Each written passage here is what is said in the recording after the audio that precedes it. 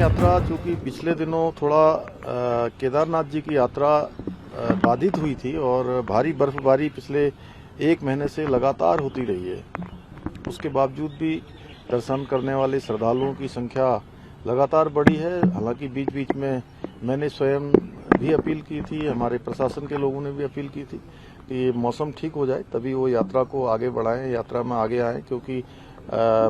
हम चाहते हैं कि उत्तराखंड में चार धाम आने वाले सभी श्रद्धालु तीर्थयात्री उनको किसी भी प्रकार की परेशानियों का सामना न करना पड़े, इसलिए अपील जारी की थी। लेकिन अब चूंकि मौसम ठीक हो रहा है, लेकिन फिर भी मैं ये कहना चाहता हूं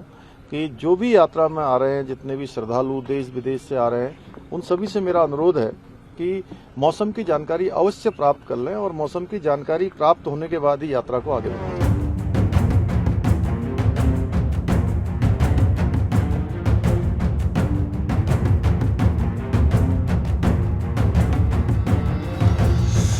जमीनों की खरीद फरोख्त को लेकर कुछ कड़े नियम बनाने की बात है। आपने पहले भी बड़े फैसले लिए, अब एक बार फिर से कि जमीन खरीदे जो भी वो बड़े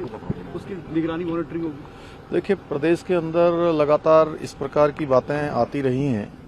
कि कहीं न कहीं अनेकों स्थानों से आकर जिनके पीछे का रिकॉर्ड की जानकारी भी नहीं होती है, किस प्रकार का उनका रिकॉर्ड रहा है, किस प्रकार की पृष्ठभूमि रही है,